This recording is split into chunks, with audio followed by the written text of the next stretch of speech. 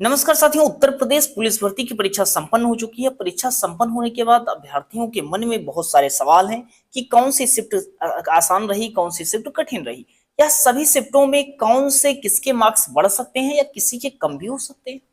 आखिर क्या safe score क्या हो सकता है, नॉर्मलाइजेशन में किसको फायदा मिल सकता है, किसी को नुकसान भी मिल सकता है, इसके बारे में बात करेंगे। पेपर आसान कौन सा रहा है, कठिन कौन सा रहा है, या पेपर लेवल स्टैंडर्ड कैसा रहा है, इस सब के बारे में बात करेंगे। नए और पुराने अभ्यर्थियों ने क्या गलतियां किया है, इसके बारे में बात करेंगे। जिन लोगों ने मेहनत किया उनको पेपर कैसा लगा, और जिन लोगों ने ऐसे पेपर दिया तो क्या वास्तव में पेपर आसान तो नहीं हो गया कि सब लोग करके चले आए।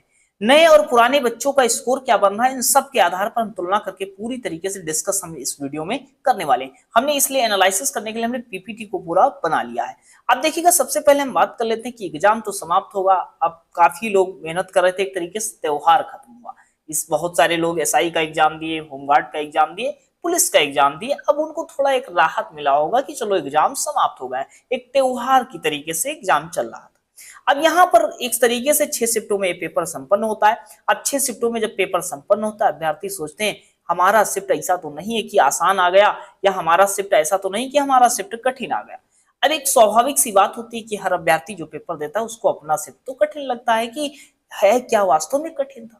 लेकिन यहां पर बात करेंगे कि वास्तव में कुछ शिफ्टों में कठिन मिलेगा या फर्स्ट शिफ्ट को ही कठिन मान लिया जाएगा। अब यहां पर हम बात कर लेते हैं सबसे पहले shift first, shift second, shift third, ये अलग अलग पालियों में 8, 9, 10 को पेपर होता है। अब जब 8, 9, 10 को पेपर होता है तो यहां पर पेपर आसान या कठिन कौन सा माना जाएगा। तो देखो, पेपर आसान या कठिन के लेवल की अगर बात करते हैं तो एक तरीके से लेवल को भर्ती बोर्ड ने पूरी तरीके से अच्छे से मेंटेन कर रखा है। अब जब लेवल को मेंटेन कर रखा है, लेकिन उसमें भी कुछ शिफ्टें ऐसी हैं जिसमें देखिएगा मार्क्स आपके बढ़ेंगे। अब कैसे बढ़ेंगे, अभी तक जो हमारे एनालिसिस के दौरान देखने को मिला है, जैसा कि आप देखेंगे, स्वाभाविक सी बात है, हमने इससे पहले आप यूपी ट्रिपल एससी का आप हमारा एनालिसिस देख सकते हैं, बिल्कुल करेक्ट बताया था हमने। जो शिफ्ट फर्स्ट होता है, इसमें ये स्वाभाविक सी बात मानी जाती है, किसी भी एग्जाम में होता है कि नंबर वास्तव में बढ़ जाते हैं, और इसमें भी शिफ्ट फर्स्ट में भी नंबर देखने को बढ़ने को मिलेंगे।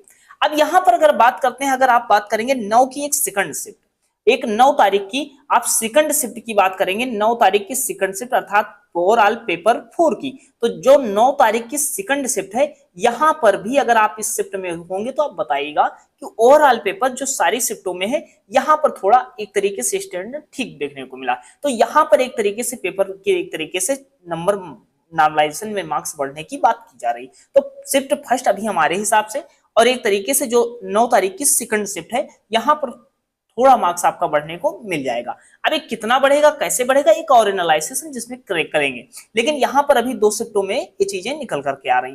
पेपर आसान या कठिन था, तो देखो पेपर इन्होंने अच्छा सेट किया, आसान नहीं सेट कर दिया। जैसे एसआई का लेवल, कि एसआई में लोग कह रहे थे पेपर आसान आ गया, तो पेपर यहाँ पर इन्होंने जैसे यूपी कांस्टेबल का पेपर रखना चाहिए था वैसे रखा, और ऐसे प्रश्नों को डाले जो वास्तव में सही डाले जाते थे। और अब की बार एक ध्यान रखिएगा, सारा पेपर जो है सिलेबस के आधार पर आया है। अगर आपने सिलेबस पढ़ रखा था तो चीजें आपको मिली है, कुछ सिलेबस को इन्होंने स्किप ही कर दिया। अब जैसे स्किप क्या कर दिया, जैसे हिंदी में आप देखेंगे छंद रस अलंकार कोई प्रश्न नहीं देखने को मिला, रचनाओं से वही वेटेज बढ़ा दिया, 5 से 6 क्वेश्चन देखने को मिले। तो कहने का मतलब इन्होंने आपको सिलेबस दिया था, अपने आधार पर प्रश्नों को पूछा है। अब यहाँ पर किसके मार्क्स बढ़ेंगे, तो मार्क्स हमने बता दिया, शिफ्ट फर्स्ट के तो वास्तविक में मार्क्स बढ़ेंगे, और जो एक 9 तारीख की सेकंड शिफ्ट है जो ओवरऑल पेपर की 4 शिफ्ट मानी जाएगी, यहां पर मार्क्स बढ़ने की एक उम्मीद जताई जा रही है। नॉर्मलाइजेशन में इनके मार्क्स बढ़ सकते हैं। नॉर्मलाइजेशन में इन्हीं 2 शिफ्टों को हमको हमारी तरफ से फायदा देखने को मिल सकता है। अभी एक तरीके से और एक बेहतर एनालिसिस करेंगे, जिसमें एक काम कीजिएगा, आप लोग जितने लोग देख रहे हैं, तो एक काम कीजिएगा, जिनका स्कोर आपने किसी भी शिफ्ट में आपका पेपर रहा हो, तो अपने मार्क्स आपको बताना है, और किस शिफ्ट में आपका एग्जाम था, किस शिफ्ट में आपका एग्जाम था, किस तारीख में एग्जाम था, और स्कोर आपका क्या रहा है।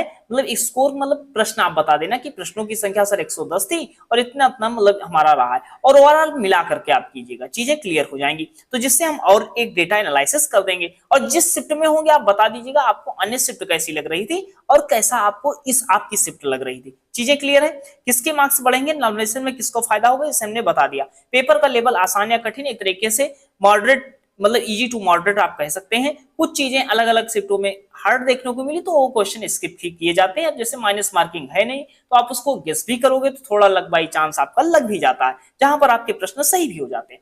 और यहाँ पर अब अगर बात करते हैं, जो नए अभ्यर्थी इसमें बहुत सारे थे, पुराने अभ्यर्थी थे, जैसे देखो कि बहुत सारे अभ्यर्थी जो यूपीएसआई की तैयारी कर रहे हैं या अन्य एग्जाम की भी तैयारी कर रहे थे और उनको मौका मिल गया, जैसे एज रिलैक्सेशन मिला, अर्थात उनको मौका मिल गया, तो पुराने अभ्यर्थी हो चाहे नए अभ्यर्थी हो। अब यहाँ पर अगर बात करते हैं तो इनसे 3 से 4 प्रश्नों की गलतियां सबसे हुई है। आप इस बात को पुष्टि कीजिएगा कमेंट सेक्शन में कि आप चाहे नए अभ्यर्थी हो चाहे पुराने अभ्यर्थी हो, आप सारा जानते थे तब भी आपने 3-4 क्वेश्चन गलत जरूर किए होंगे, चाहे ओएमआर गलती में किया होगा, चाहे प्रश्न में कुछ और टिक लगाया होगा, फिर कुछ और चीजें किया होगा।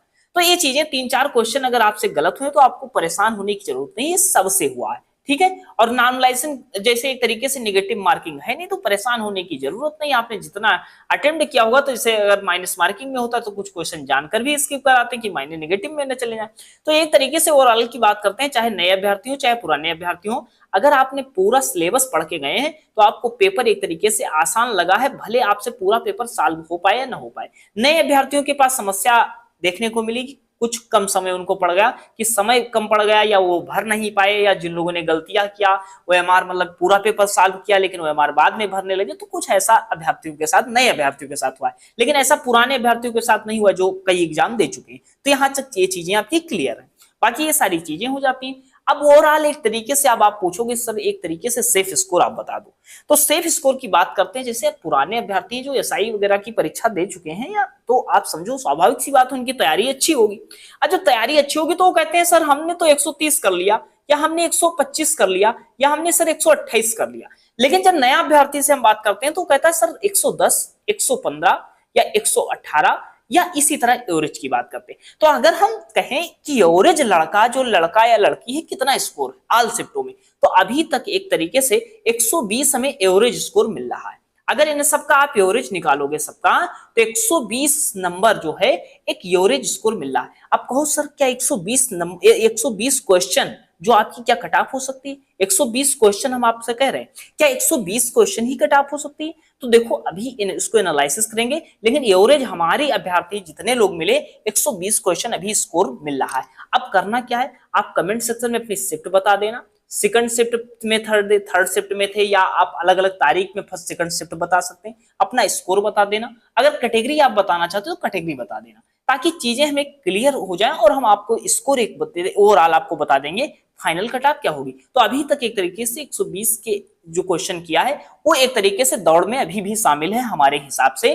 जिसने 120 क्वेश्चन किए हैं मतलब अच्छे सही हैं, तो अभी दौड़ में शामिल है, एक तरीके से दौड़ में वो शामिल है। अब आगे एनालिसिस के आधार पर हम चीजें आपको बताने वाले कि फाइनल क्या हो सकता है, कंपैरिजन करेंगे 60,244 इन सब में करेंगे, काफी चीजें हम आपको डिटेल में बताने वाले। बहुत सारे अभ्यर्थी एक तरीके से सबसे बड़ी बात है कि भर्ती बोर्ड को एक तरीके से आभार है, धन्यवाद है कि पेपर बहुत अच्छे से संपन्न करवाया। पेपर का लेवल एक तरीके से अभ्यर्थी नाराज नहीं हुए कि पेपर हमने जो पढ़ा था वही चीजें देखने को मिली, कुछ टॉपिक स्किप कर दिया। अब बहुत सारे अभ्यर्थी जो होंगे नए होंगे या पुराने होंगे, बहुत सारे अभ्यर्थी सोचेंगे, जैसे बहुत सारे अभ्यर्थी यूपी SSC की भर्तियों पर लग जाएंगे, बहुत सारे अभ्यर्थी जैसे जिन लोगों ने जो ज्यादा दिन से तैयारी कर रहे हो टीचिंग एग्जाम पर लग जाएंगे या अन्य एग्जाम पर लग जाएंगे। और जो नए अभ्यर्थी होंगे उन नए अभ्यर्थियों की सलाह होगी कि आप यूपी SSC पेट की परीक्षा अब आप आगे अपने टारगेट को रख लीजिएगा, यूपी SSC पेट की परीक्षा या अन्य एग्जाम लगा हुआ है तो आप उसको भी दे सकते हैं। तो ये यूपी SSC पेट की परीक्षा के लिए आने वाले भविष्य में हम बहुत बेहतर तैयारी करवाएंगे, अच्छे से तैयारी करवाने वाले। तो आप एक काम कीजिएगा, ग्रुप की लिंक दे देंगे, उस ग्रुप से ज्वाइन हो जाएगा, बेहतर कंटेंट आपको वहां पर मिलने वाला है, बिल्कुल एक तरीके से निःशुल्क चीजें आपको मिलने वाली। तो बाकी ये सारी क्वेरीज है अपने कमेंट सेक्शन में अपनी प्रतिक्रिया बताइएगा। वीडियो आपको कैसी लगी या जो जानकारी हमने दी आपको सटीक लगी या नहीं लगी जरूर बताइएगा। और बाकी एक आप जान ही रहे हो, परीक्षा तो परीक्षा होती है, कुछ आसान भी प्रश्न गलत होते, परेशान होने की जरूरत नहीं है। बाकी फिलहाल यही तक हैं, मिलते हैं नेक्स्ट सेशन में। और आप अपने कमेंट सेक्शन में अपनी सारी प्रतिक्रियाएं दे सकते हो, अपने प्रश्न पूछ सकते हो, उनका रिप्लाई देने का काम करेंगे। धन्यवाद।